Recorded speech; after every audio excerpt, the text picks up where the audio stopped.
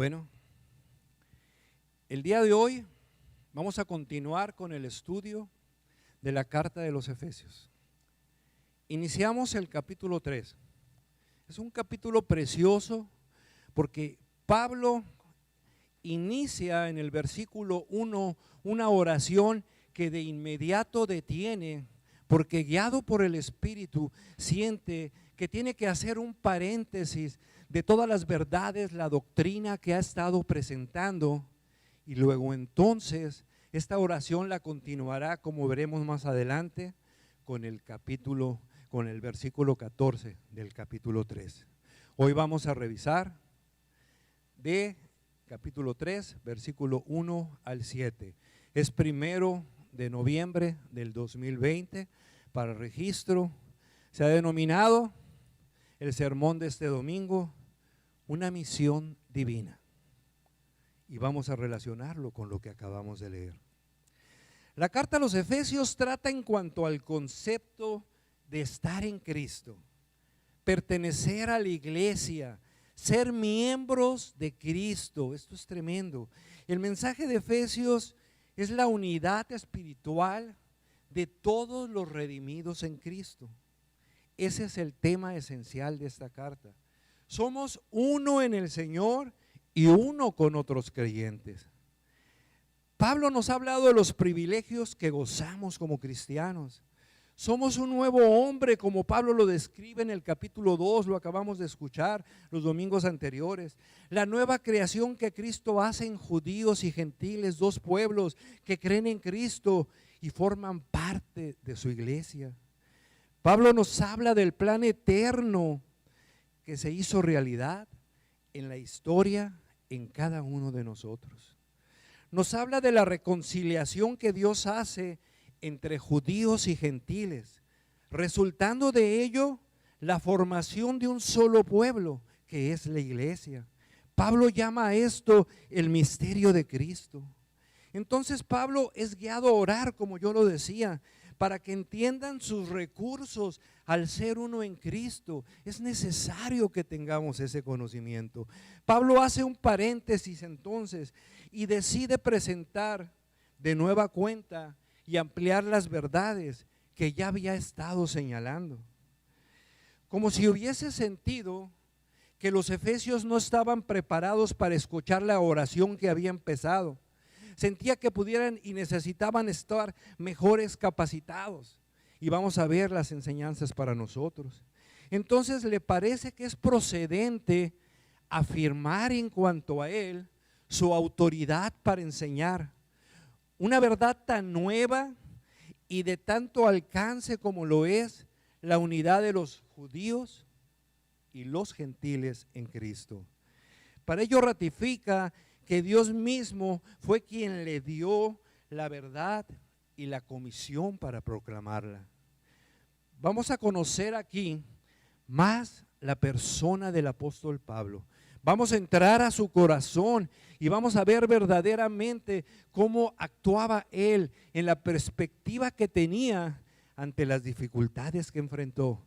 Ahorita leímos unas, pero conocemos todo lo que se presenta en Hechos de lo que implicó el ejercicio del ministerio que Dios le dio a Pablo y lo que él sufrió por todo ello. Este paréntesis entonces está para que estudiemos el día de hoy los versículos 1 al 7. Vayamos al libro de Efesios, capítulo 3.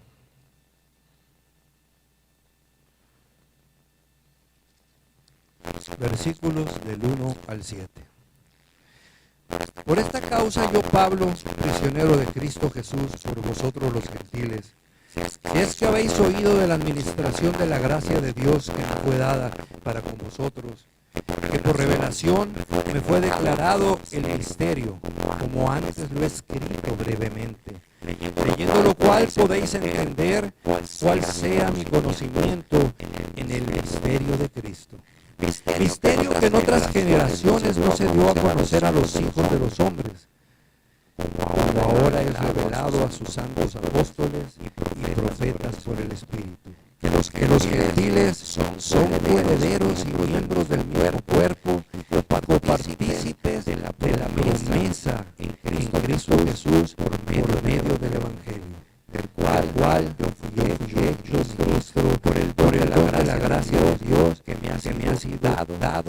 operación de su poder. Entonces, en el estudio de estos versículos, en este paréntesis, vamos a adentrarnos en lo que Pablo estaba viviendo. Lo que Pablo generó como respuesta, y vamos a conocer ahora como un punto único que identifiquemos esa misión divina que le fue conferida por Dios mismo. Empieza el versículo primero que ya leímos. Por esta causa. Esta causa se refiere a las verdades unificadoras que ya se discutieron en el capítulo 2 el domingo pasado, terminamos de ver. Incluso las verdades que la persona que está en Cristo es un nuevo hombre, referíamos. Que todos los creyentes son un solo cuerpo. Que los gentiles quienes antes estaban alejados, ahora son acercados cuando creen. Que todos los creyentes son por igual ciudadanos del reino de Dios y miembros de una familia con los mismos derechos. Que todos los creyentes son edificados en unidad como templo y morada de Dios. Y ahora, ya en el texto que estamos viendo, la primera verdad que Pablo menciona es la que está relacionada con su propia situación y el ministerio que Dios le confirió. Pablo presenta con detalle los misterios del Evangelio, las verdades que habían permanecido escondidas aún de los creyentes más fieles de otros tiempos, pero fueron dadas a conocer a la iglesia de Jesucristo. Entonces, Pablo, vimos cuando estudiamos el capítulo 1, se presenta con credenciales y él dice, apóstol de Jesucristo por la voluntad de Dios. Refiere esa situación donde nos presenta una estampa de lo que implica la persona del Padre, la persona del Hijo. Apóstol de Jesucristo por la voluntad de Dios. Ya en este capítulo 3, él habla de sí mismo, como leímos, Pablo, prisionero de Cristo, según vosotros los gentiles. Aquí ya se presenta de una manera distinta. Prisionero de Cristo Jesús. Y nos podemos quedar con el entendimiento nada más de prefigurar lo que implica, sabiendo que es un prisionero, uno que está tras las rejas en un momento dado. Pero esto va más allá en esta perspectiva que se presenta. Sabemos que Pablo escribió esta carta de los Efesios, así como otras, cuando estaba en Roma encarcelado. El contexto de su encarcelamiento lo leímos ahorita en ese capítulo de Hechos. Este contexto habla, ¿sí?, Lucas en Hechos, del por qué Pablo está encarcelado. Es un punto para introducirnos en cuanto a lo que implica saber lo que los efesios estaban preguntándose. ¿Por qué Pablo, que se dedica a la presentación del evangelio, en su momento está detenido? ¿Sí? Entonces, todo esto tiene su origen, y lo vimos en una acusación falsa que se le hace a Pablo de haber introducido a un área que estaba prohibida, ¿sí?, a un griego, Trófimo, ¿sí?, que en su momento esto no es nada cierto, pero fue un punto de partida para que de aquí venga lo que estamos presentando de Pablo, ¿sí? De ahí viene toda la situación de su encarcelamiento. El proceso se inicia, y es que comparece primeramente ante el Sanedrín, ante los gobernadores Félix, Festo, ante el rey Agripa, vimos incluso, y expone su defensa. No era una defensa como la que tradicionalmente estamos acostumbrados. Quien en su momento es señalado por una acusación quiere ser absuelto de esta y busca ser puesto en libertad. Vimos incluso en uno de los últimos versículos del capítulo que leímos, que dice, este hombre, si no hubiera apelado a César, hubiera sido puesto en libertad. Entonces Pablo llega a Roma, ahí es resguardado, es puesto en vigilancia de la guardia romana e incluso encadenado a un soldado durante 2 años. Lo podemos leer, lo podemos decir, pero ni siquiera nos podemos imaginar lo que eso representa. Aquí viene algo importante, que es el punto de partida para la perspectiva que debemos de tener. Estando prisionero bajo esas circunstancias, Pablo no tiene entendimiento alguno que él sea preso por causa de los judíos, de la acusación que se le hizo. Que él esté preso por los romanos, del sistema judicial del cual estuvo derivado su proceso, del mismo César en un momento dado. Para nada, ¿sí? Para nada. Él era un ministro de Jesucristo, comprado con el precio y comisionado con una misión especial de predicar el evangelio a los gentiles. Por eso es que Pablo nos dice en este versículo primero que él se considera prisionero de Jesucristo, de Cristo Jesús. Todo lo que hiciera Pablo a donde fuese estaba bajo el control exclusivo de Cristo. Él no se veía ahí derivado de una acusación. Él sabía que fue su Salvador el que lo había puesto ahí y por eso estaba preso en Roma. Fue la voluntad de Cristo la que determinó que estuviera preso. Esa era la convicción y perspectiva de Pablo. Pablo estaba preso porque creía el nuevo programa de Dios de unir a los judíos y a los gentiles creyentes en un solo cuerpo, la iglesia. Por eso se concibe prisionero de Cristo. La perspectiva o forma de ver las cosas es algo de extrema importancia.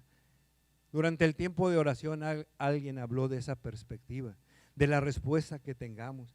Bajo esa perspectiva se genera su reacción ante tal situación, lo que genera su respuesta ante las adversidades que tuvo.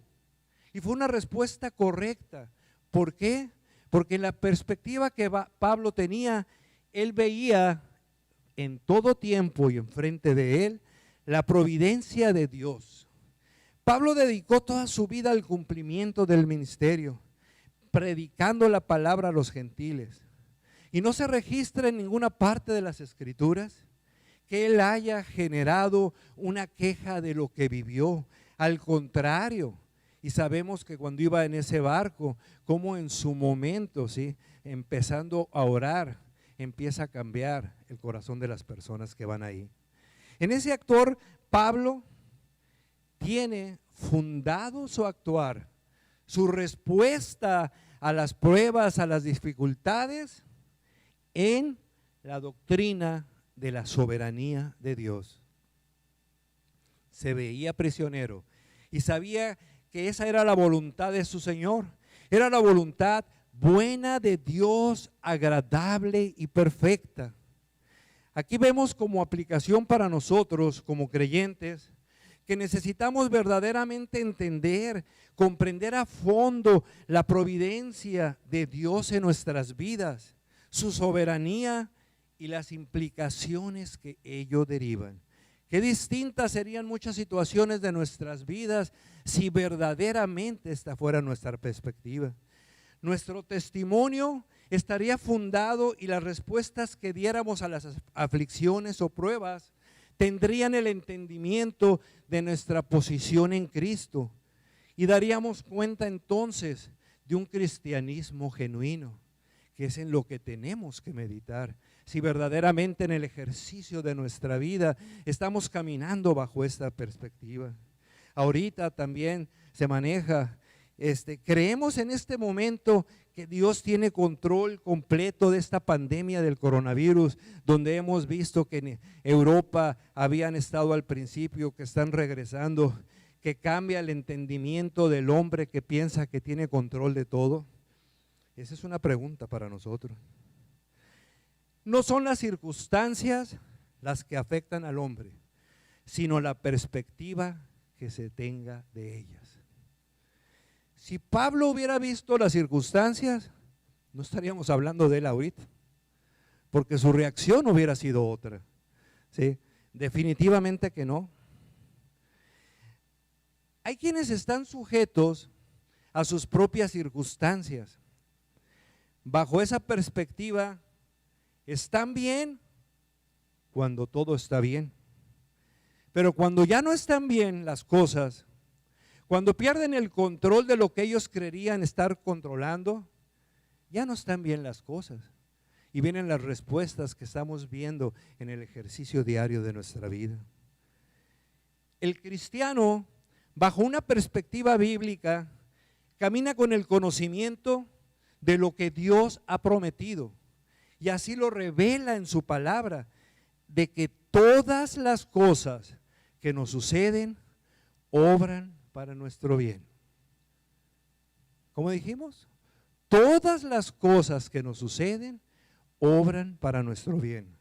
Es así entonces que entendemos la presentación que Pablo nos está haciendo, de por qué se veía prisionero de Cristo. Ahora sí entendemos el fondo de esa respuesta a cada una de las situaciones que Pablo enfrentó. Él no era prisionero de nadie más que de Cristo. En este primer versículo se dice también que él es prisionero de Cristo, y dice, es por vosotros los gentiles. Pablo fue encarcelado por el propósito de salvación de Cristo, el cual era por los gentiles, por la salvación de los gentiles. Así como Cristo no fue crucificado por su propia causa, Pablo no está encarcelado por su propia causa, sino por causa y amor de su Señor, y por causa de todos aquellos a quienes de forma especial había sido llamado a servir. Esto es otro punto que vamos a retomar ahorita de lo que implica el servicio del cristiano, del creyente. Pablo fue llamado por el Señor Jesucristo para el ministerio y dijimos, lo ejerció toda su vida. De ese ejercicio le sobrevienen todas esas aflicciones, ese encarcelamiento. Aquí el punto principal es que la situación a rescatar, que todo esto tenía un propósito divino. En sus sufrimientos, por eso entonces, Pablo se gozaba en el Señor, de quien viene su llamado.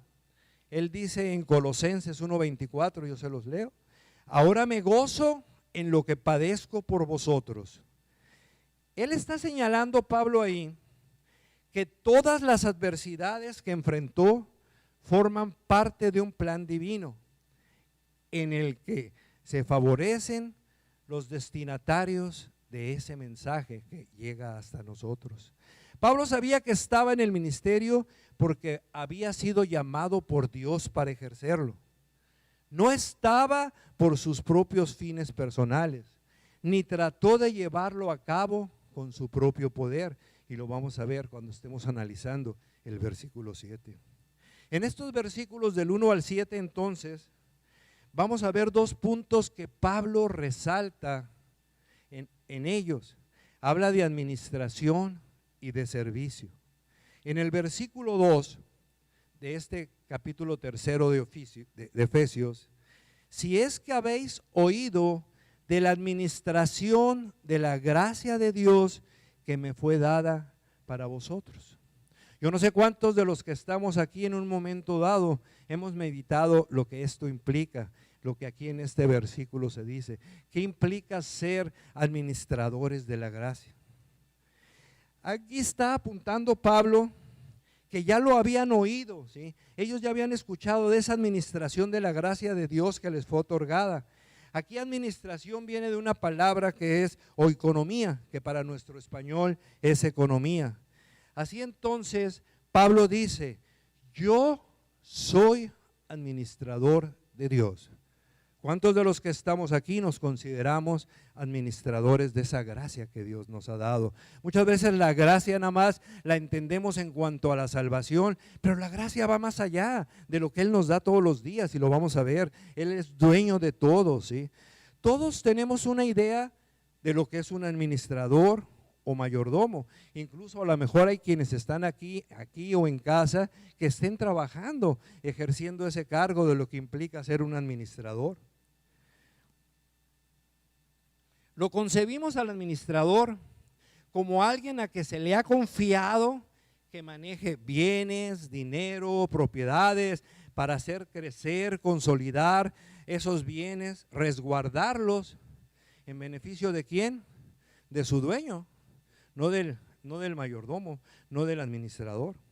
Bajo ese planteamiento es que Pablo se concibe administrador de la gracia de Dios que le fue confiada por Dios mismo para beneficio de los gentiles, lo dice él en el versículo que leímos.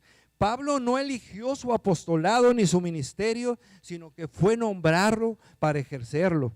Si me acompañan a primera de Timoteo 1, 12, 13.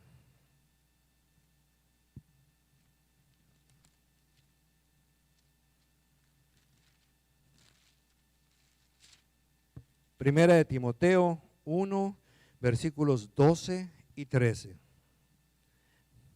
A los tales mandamos y exhortamos por nuestro Señor Jesucristo, que trabajando sosegadamente coman su propio pan. Vosotros, hermanos, no os canséis de hacer el bien. Pablo fue escogido y comisionado por su gracia de Dios. Fue designado como un mayordomo por la gracia de Dios y luego se convirtió en un administrador de esa gracia. Fue el ministerio, fue la revelación de los misterios, lo que está combinado aquí en estos versículos que estamos analizando. Pablo fue escogido y comisionado por esa gracia. Dios le dio de la administración de la gracia, de esa mayordomía, para que él pudiera ir no solo con las buenas nuevas del evangelio, sino también con el mensaje de que judíos y gentiles eran uno ahora en Cristo. Esa gracia de Dios incluye todo lo que Él nos da inmerecidamente a cada uno de nosotros, ya que lo que merecemos en cuanto a nuestra condición de pecado que tuvimos era la muerte, merecíamos. Debemos ver que en ese dar de Dios está la salvación de las almas, referíamos, pero también está todo lo que Él nos da, todo, absolutamente todo. Entonces, al recibir por gracia debemos dar. Por eso es que todos somos administradores de la gracia de Dios. Todos somos administradores de la gracia de Dios. Y debemos hacerlo de acuerdo al llamado que cada quien tenga, con los dones, talentos, habilidades que han sido otorgados por Dios. Somos depositarios de la gracia de Dios y como tal debemos compartirla con otros.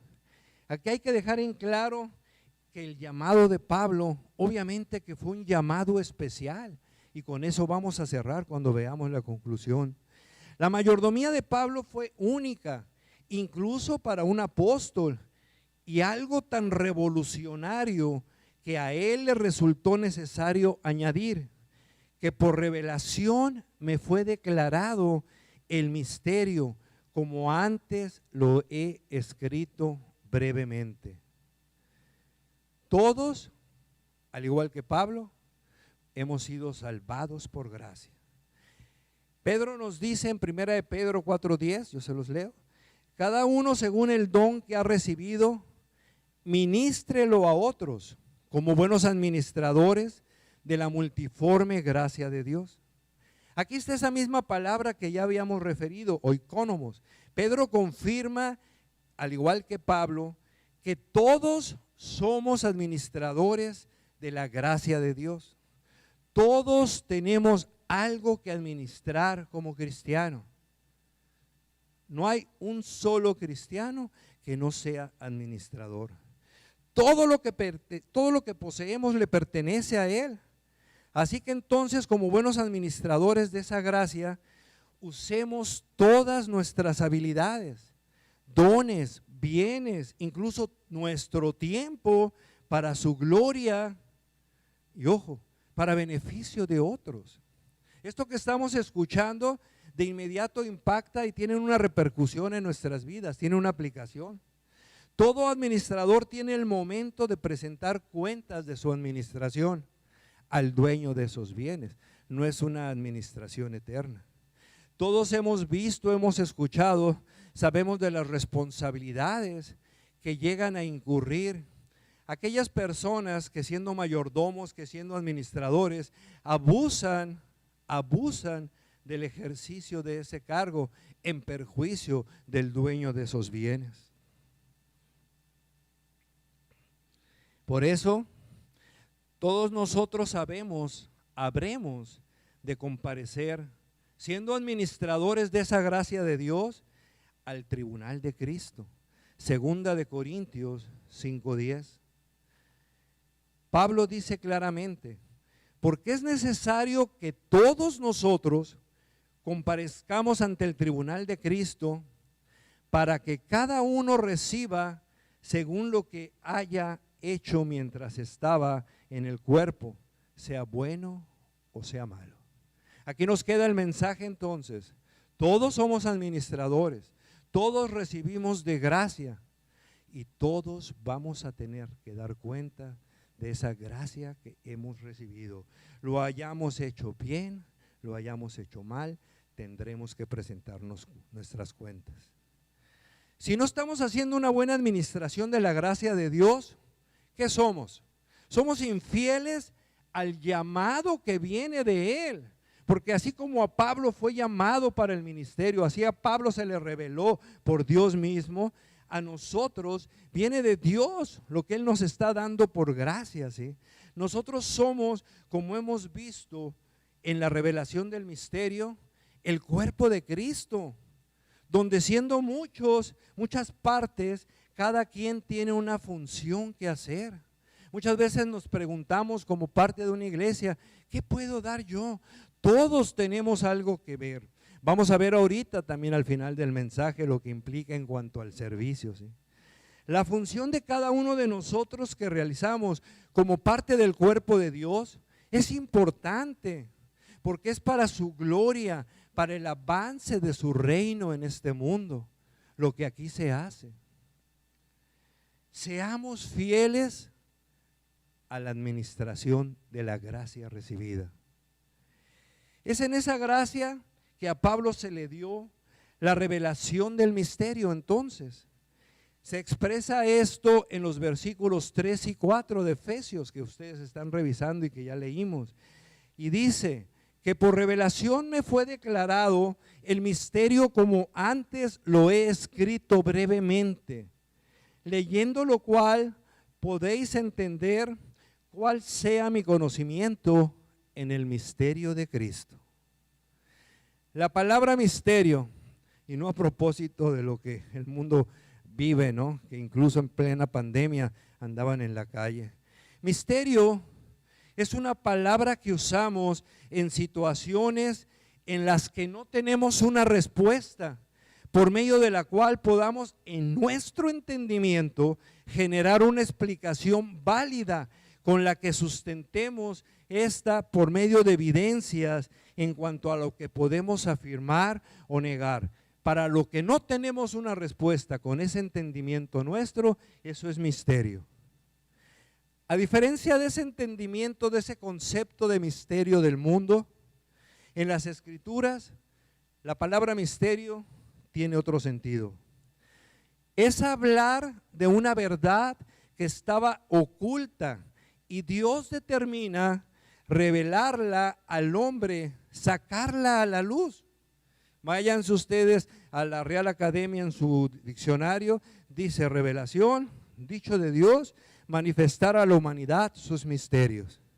Es una verdad que nadie puede conocerla por sí misma, solo mediante la revelación de Dios.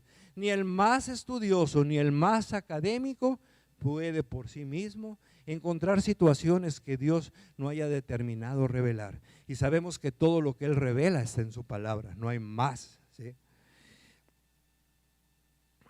De ahí que Pablo diga que fue por revelación que se le declaró este misterio. El entendimiento de Pablo en cuanto al plan redentor de Dios para los gentiles fue por revelación. Que nos quede claro, fue Dios quien se lo revela. Lo que por gracia recibió, por gracia da. Así entonces, esa revelación del misterio que Dios le dio por gracia, luego entonces y en su momento, él debía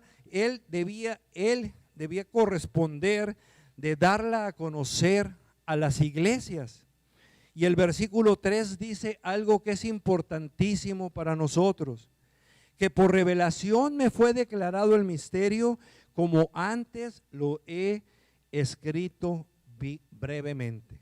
¿Qué implica esto? Aquí está apuntando hacia lo que en esta misma carta a los Efesios él ya ha expresado en cuanto a ese misterio. Pasando entonces al versículo 4, Pablo dice, leyendo lo cual, ¿qué es leyendo? Es que está escrito, leyendo lo cual puedes entender cuál sea mi conocimiento en el ministerio de Cristo. Dios en su sabiduría no solo revela por medio de los apóstoles estas verdades a las iglesias, sino que determina que quedaran por escrito para el beneficio de las iglesias de todos los tiempos. Ahí estamos nosotros, aquí estamos, con esa sabiduría de Dios. Es determinación de Dios que quedaran registradas sus verdades doctrinales.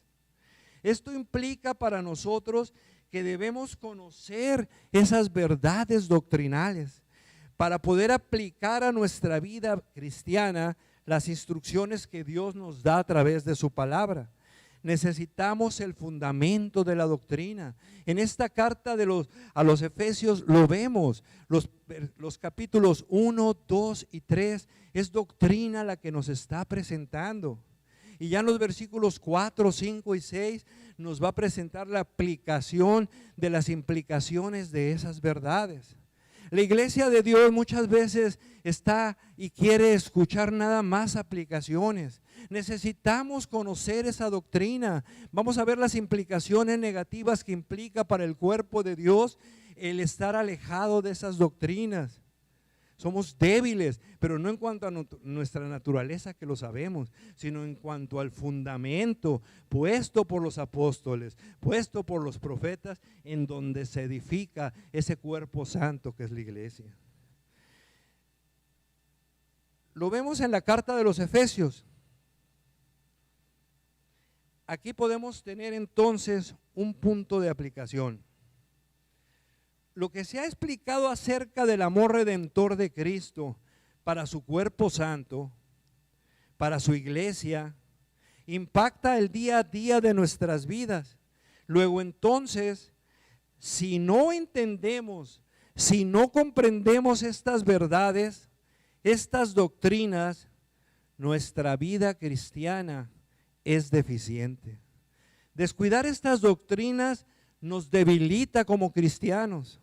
El fundamento para nuestra vida diaria debe estar en las doctrinas bíblicas, en las verdades bíblicas. Es la base para poder disfrutar de todas las bendiciones espirituales con que hemos sido bendecidos en los lugares celestiales en Cristo Jesús. Es la base para disfrutar de esas bendiciones. No profundizar en estas verdades, en estas revelaciones, ojo, hace que haya personas en la iglesia que caminen en sentido en cuanto a cómo el mundo va caminando, lo que indica que aún no han comprendido, no han entendido las grandes cosas que Cristo compró con su sangre. Disfrutaremos de nuestra salvación, lo decíamos, conforme entendamos estas verdades. Nuestro llamado tendrá una respuesta que le dé gloria al Señor si profundizamos en el entendimiento de estas verdades. Ahora bien, este misterio del que está hablando Pablo, que está en los versículos 5 y 6, misterio que en otras generaciones no se dio a conocer a los hijos de los hombres, como ahora es revelado a sus santos apóstoles y profetas por el Espíritu, que los gentiles son coherederos y miembros del mismo cuerpo y copartícipes de la promesa en Cristo Jesús por medio del Evangelio. Aquí en el capítulo 5, Pablo define el significado general de misterio que habíamos referido, cómo se emplea el término en el Nuevo Testamento. Y ya en el versículo 6 identifica el misterio en particular que está explicando a los Efesios. En otras generaciones no se dio a conocer a los hijos de los hombres. Se refiere esto a la humanidad en general y no solo al pueblo escogido de Dios. Las enseñanzas del Antiguo Testamento que se relacionan con este misterio, podremos entenderlas a la claridad revelada en el Nuevo Testamento. El Espíritu es el agente divino de la revelación que Dios hace para los hombres. En el Evangelio se revela entonces el gran misterio, que es la total participación de los gentiles en el plan redentor de Dios. Ya vimos en el capítulo 2 que Cristo reconcilia a los dos pueblos, judíos y gentiles, con Dios, y también los reconcilia entre ellos mismos. Vimos que tanto judíos como gentiles, siendo uno, tienen participación de los mismos derechos, ambos siendo uno, son coherederos de Dios, lo que en aquel entonces no se podía entender. Incluso los judíos veían a los gentiles como animales, hasta perros les llamaban. Aquellos que antes se habían mantenido alejados de la ciudadanía de Israel y ajenos a los pactos de la promesa, ahora tienen exactamente el mismo estatus legal delante de Dios que Él ha gozado por su pueblo escogido, los judíos. Vemos nosotros en la actualidad cómo legalmente, y eso lo entiendo más yo como abogado, se busca que prevalezca la igualdad en su momento, ¿sí? Se busca, entonces la mujer buscó y de ahí se desviaron movimientos, y no estoy ajeno a ello, movimientos donde la mujer decía libertad, igualdad.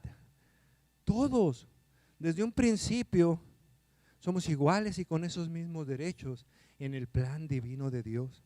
La necesidad de conocer entonces estas doctrinas para el ejercicio de la vida. Ahí vemos iglesias que están participando en situaciones de congresos, buscando firmas, presentando en su momento credenciales. Ese no es el papel de la iglesia, y lo vamos a ver más adelante. El papel de la iglesia debe ser una iglesia que ore.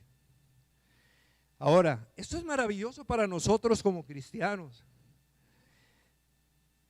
Tenemos una herencia en el cielo, la cual está por el hecho de ser miembros del cuerpo santo de Cristo, miembros de su iglesia. Esa famosa membresía que nosotros en su momento, bajo la guía del Espíritu, tenemos aplicada ya en la iglesia, vemos ahora cómo desde que se revela este misterio, implica los beneficios que ello genera a quienes son miembros de ese cuerpo santo. En el mundo hay quienes se jactan de sus riquezas y hay hasta competencia quién es el hombre más rico. Dios es dueño de todo lo creado, de todas las cosas, y nosotros somos herederos. Si no conocemos esas doctrinas, si no conocemos esas verdades, desconocemos esas bendiciones de las que nos han hablado, que Efesios se refiere. Somos el Israel de Dios, y todas las promesas que Dios ha dado para ese pueblo escogido son nuestras, y esto lo vemos en Gálatas 3, 28 y 29. Si van ustedes a Gálatas 3, 28, 29.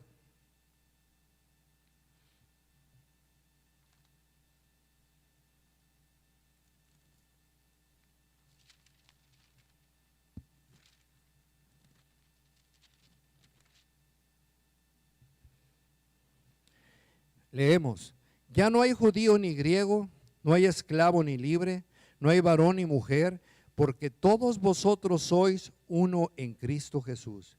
Y si vosotros sois de Cristo, ciertamente linaje de Abraham sois, y herederos según la promesa. Así pues, al estilo de Pablo, así pues, somos coherederos de Dios. Somos copartícipes de las promesas de salvación que solo están en Cristo Jesús. Así pues, ese es el misterio, ¿verdad? Que no se había dado a conocer a las otras generaciones con la claridad y profundidad que ahora ha sido revelado por medio del Evangelio. En el versículo 5 hay que apuntar que no debemos pensar entonces que no había conocimiento de estas cosas en el Antiguo Testamento. Esto es importante. Pablo señala, el evangelio que yo predico no es distinto a lo que Dios reveló en el Antiguo Testamento. El evangelio predicado por Pablo estaba basado en las escrituras del Antiguo Testamento. Los profetas pudieron ver con anticipación a la salvación de los gentiles varias de esas profecías en relación con este asunto de la revelación que aquí estamos tratando en Efesios, las cuales se citan en el Nuevo Testamento como promesas cumplidas en la iglesia. Sin embargo, estos profetas no tenían una comprensión clara, no tenían un entendimiento claro de estas cosas. En cuanto a la teocracia de Israel como nación, su entendimiento no alcanzó a ver que ésta sería anulada, que Dios levantaría un nuevo organismo, como hemos visto, llamado la iglesia, donde todos sus integrantes tendrían los mismos derechos. Así entonces, en su momento, se necesitaba la revelación del Nuevo Testamento para poder tener una comprensión plena de estas cosas. Pablo lo dice, este misterio no se dio a conocer en aquel tiempo, lo que ahora sí es revelado a sus santos apóstoles y profetas. Y esto se deriva para nosotros en que nos hace ser verdaderamente privilegiados. Un privilegio que tenemos la revelación completa de Dios. ¿Cuántas veces meditamos en el día a día? ¿Cuántas veces incluso estando platicando con el Señor, vemos este gran privilegio de tener la revelación completa de Dios? Cristo dice en Mateo, refiriéndose a Juan el Bautista, el más pequeño en el reino de los cielos es más grande que Juan el Bautista. El contexto de esto es en cuanto a una pregunta que Juan le hace al Señor Jesucristo. ¿Eres tú el que habría de venir o tenemos que esperar a otro? Juan no tenía una comprensión clara del misterio del Mesías. Qué privilegio entonces el de nosotros de tener la palabra final de Dios dada a todos los apóstoles. No tenemos que andar buscando en ninguna otra parte, como en otras religiones, otros cuerpos que en su momento tienen situaciones que van generando y hacen que sus integrantes cumplan con ella. Nosotros todo lo tenemos revelado en la palabra del Señor. Pablo nos dice en el versículo 5, misterio que en otras generaciones no se dio a conocer a los hijos de los hombres, como ahora es revelado entonces a sus santos apóstoles y profetas por el Espíritu. Ya vimos entonces, y lo refería en el capítulo 2 de la carta de Efesios, los apóstoles y los profetas pusieron el fundamento sobre el cual está edificada la iglesia. Completado que fue el Nuevo Testamento en la iglesia, ya no hay profetas ni apóstoles que traigan nuevas revelaciones. En nuestra época, esos falsos profetas que hasta tarjetas andan entregando, son los anticristos que vienen a confundir a la gente. Todo lo que se necesita conocer para el crecimiento del cuerpo santo de Cristo, que es la iglesia, lo tenemos en la Biblia. Y muchas veces lo decimos, pero verdaderamente debemos de tener un entendimiento de esto en el ejercicio de nuestra vida. Una palabra que es infalible, inerrante y suficiente. Esto para los jóvenes debe ser que impacte su vida. Tienen mucho conocimiento en lo que van adquiriendo en las escuelas, preparatorias, universidades, pero no va a haber nada más allá de lo que no esté revelado en la palabra de Dios. Lo que no está revelado ahí, Dios lo revelará en el cielo. No lo necesitamos aquí. Así pues, entonces, vemos que Pablo, que fue designado por Cristo para administrar estas cosas, Pablo verdaderamente fue un verdadero administrador de esa gracia de Dios. En su momento también, y lo refería Pablo, y vayan al versículo 7, se visualiza no solamente como administrador, como mayordomo de la gracia de Dios. Dice en el versículo 7, del cual yo fui hecho ministro por el don de la gracia de Dios que me ha sido dado según la operación de su poder.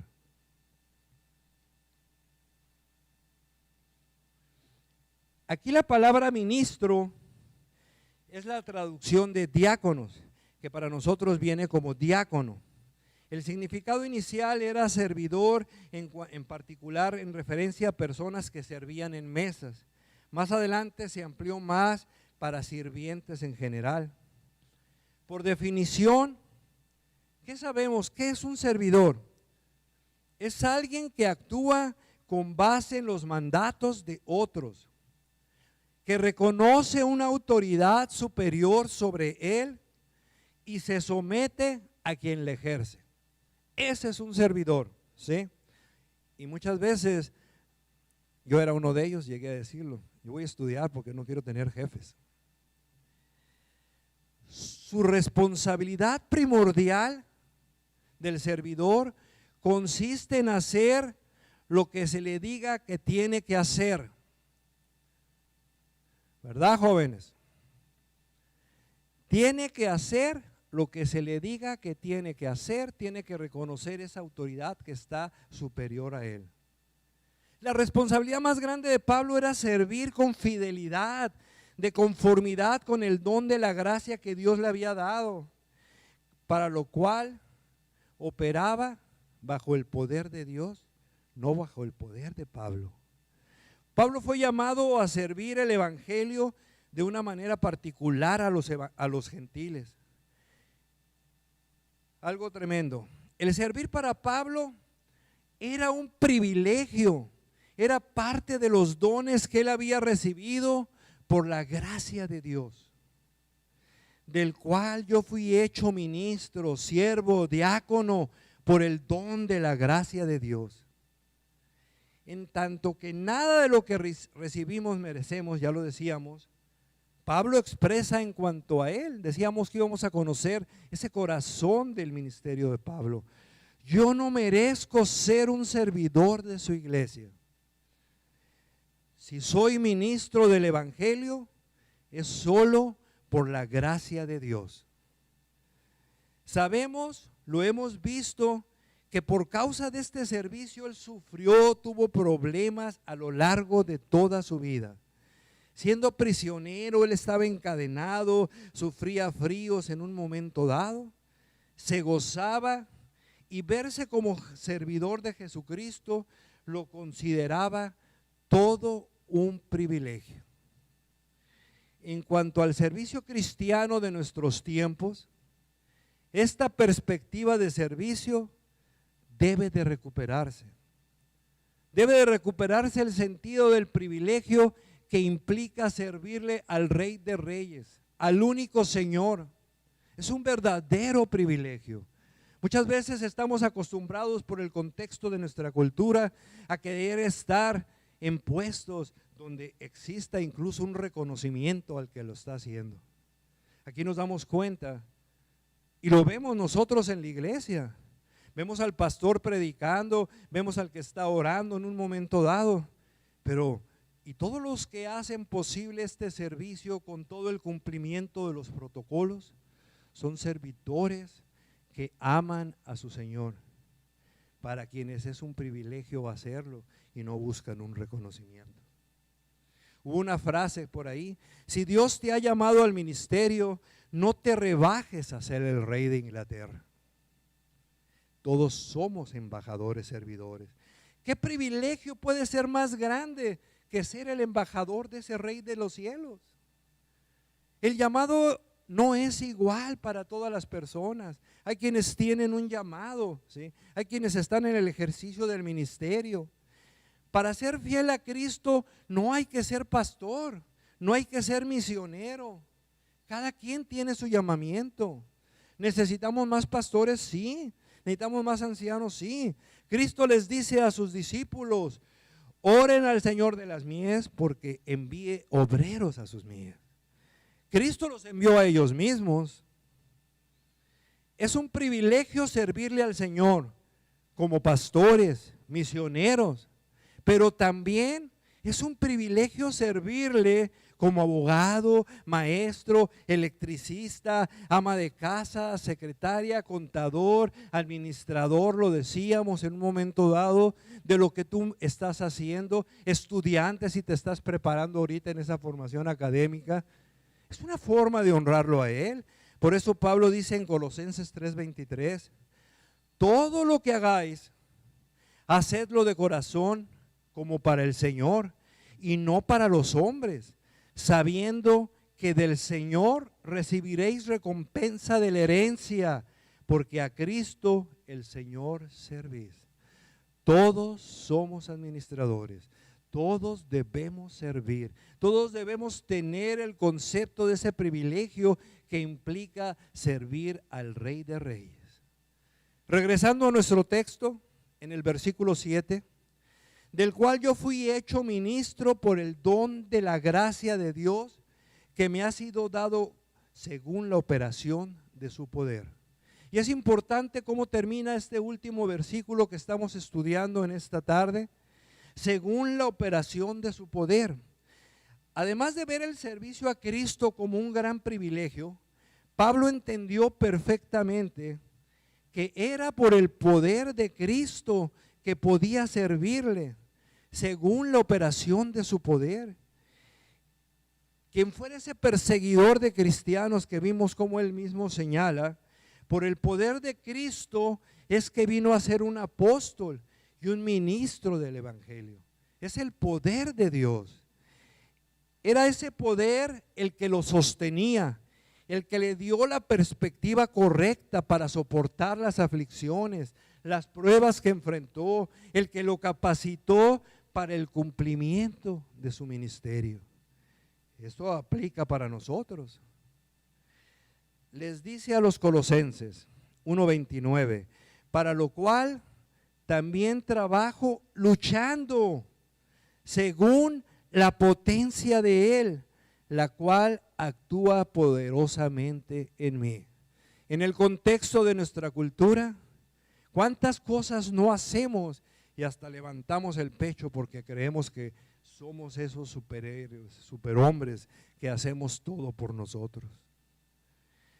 Pablo tenía conciencia de su debilidad, por eso se veía y decía, sin el poder de Cristo obrando en él, sus propias capacidades eran menos que nada. ¿Qué es la nada? Nada. Sin el poder de Cristo, sus propias capacidades eran menos que nada. Es por la gracia de Cristo, por su poder obrando en nosotros, que podemos ser útiles al reino de Dios. Y ese poder no queda en cuanto a que tengamos una decisión si podemos o no podemos. Por nuestras debilidades no vamos a poder, pero sabemos que es por la potencia de ese poder que nosotros debemos serles útil, buen obrero, tener esa formación en base a esas doctrinas, esas verdades, la necesidad de conocerlas para que el ejercicio de nuestra vida cristiana sea verdaderamente fructífero, de fruto, útil para el avance del reino del Señor. Pablo le pidió a su Señor que lo librara del aguijón que tenía en su carne. Vayan a 2 de Corintios 12, capítulo 9.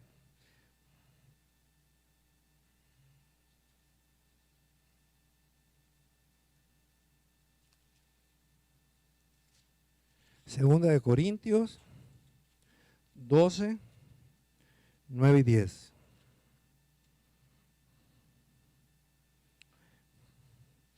Y me ha dicho, bástate mi gracia, porque mi poder se perfecciona en la debilidad. Por tanto, de buena gana me gloriaré más bien en mis debilidades, para que repose sobre mí el poder de Cristo. Por lo cual, por amor a Cristo, me gozo en las debilidades, en afrentas, en necesidades, en persecuciones, en angustias, porque cuando soy débil, entonces soy fuerte.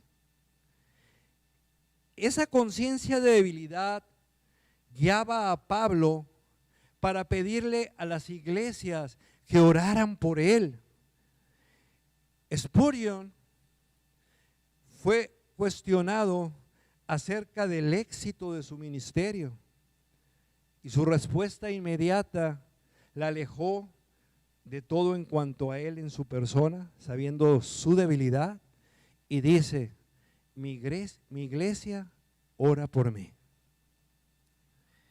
Verdaderamente es edificante saber que los miembros de Gracia y Paz, ese cuerpo de santos formados aquí, ora por sus pastores, ora por sus servidores. Lo escuchamos en la oración congregacional. Que nos quede impactado ahora esa necesidad de lo que Pablo está diciendo: luchen conmigo, oren por mí. Es una iglesia que está consciente de las debilidades de sus siervos. Ninguno de los pastores es fuerte por sus propias capacidades. Es una iglesia que sabe que es el poder de Cristo, no el de los pastores, el que edifica a ese cuerpo santo. El ministerio cristiano es una batalla intensa, peligrosa. Esta no se puede lograr exitosamente con las fuerzas de quienes están al frente. Pablo dice en Romanos 15:30: pero os ruego, hermanos, por nuestro Señor Jesucristo y por el amor del Espíritu, que me ayudéis orando por mí a Dios. Luchen conmigo. Lo vamos a ver más adelante cuando ya estemos en Efesios 6:10. Por lo demás, hermanos míos, fortaleceos en el Señor y en el poder de su fuerza. Después de haber descrito la armadura de Cristo, en los versículos 18 y 19, Pablo dice: orando en todo tiempo, con toda oración y súplica en el Espíritu, y velando en ello con toda perseverancia y súplica por todos los santos. Y por mí, a fin de que al abrir la boca me sea dada palabra para dar a conocer con denuedo el ministerio del Evangelio. Qué importante que quien se para aquí enfrente a presentar la palabra del Señor, primeramente pide que sea la guía del Espíritu, la que manifieste a través de su boca la edificación que el Señor ya tiene para ese cuerpo santo. Oren por mí, dice Pablo. Mientras que estemos viendo que una iglesia ora, hay esperanza. Aquí queda aplicación para nosotros. Lo platicábamos al inicio de la reunión de oración. En la primera y segunda reunión que tuvimos ya de los domingos aquí de presencia, donde fue necesario y sigue siendo necesario hacer esa reservación, hubo puntualidad de todos. Estuvieron antes de las 11 porque así se les pidió por todo el protocolo que hay que cumplir. Ahorita es por el protocolo. Pero lo importante es que entendamos y haya trascendencia en nosotros de lo que se nos está diciendo, lo que implica una iglesia que está orando. El éxito del ministerio, el éxito del testimonio es el conocimiento que tengamos y la verdadera aplicación, lo decía un hermano en su oración, de esas doctrinas en el ejercicio diario de nuestra vida. Si la revelación de este misterio quedó registrado en las Escrituras, es para nuestra enseñanza. Llevémonos eso, que además de revelar que fue importante, sí, ese misterio sacado de la oscuridad, puesto a la luz, de la unificación que hizo de esos dos pueblos en uno solo, el cuerpo santo que ahora es la iglesia, todo queda registrado en la palabra del Señor para el beneficio de nosotros. Sin esta verdad revelada que constituye el fundamento doctrinal de la iglesia, no podemos entender el significado del Evangelio y sus implicaciones. Vamos a andar divagando si no profundizamos en el entendimiento de estas doctrinas. Lo decíamos, no es posible que haya iglesias donde exista creyentes que se sienten amargados, que se sienten desolados en un momento dado. Hay debilidad en el ejercicio de ese cristianismo porque hay desconocimiento de estas doctrinas. Los apóstoles, referimos, establecieron el fundamento de la fe por una vez y para siempre. No hay más allá revelación que lo que está en la palabra. Pablo fue un hombre comprometido con el evangelio. Fue un administrador genuino de la gracia de Dios. Seamos administradores genuinos de la gracia que recibimos. Pablo no miraba las circunstancias, ¿sí? No veamos las circunstancias. Nada de lo que nos sucede es un accidente, absolutamente nada. Nada de ninguna situación que implique una posición que no nos guste. No estamos ahí. Hay un principio verdaderamente establecido por el Señor, que todos estamos en un lugar donde Él desea que estemos. Pablo vivió confiado en lo que predicaba, en que todas las cosas que nos suceden ayudan a bien a los que aman a Dios, para los que conforme a su propósito son llamados. ¿Estás convencido de que así es? Dios permite y controla el sufrimiento de sus hijos para traer beneficios espirituales a ellos y a otros por toda la eternidad. Jesucristo prometió aflicciones. Ninguno de nosotros se escapa. En el mundo tendréis aflicciones, mas confiar, yo he vencido al mundo. ¿Creemos esta verdad? ¿La ejercemos en nuestro día a día?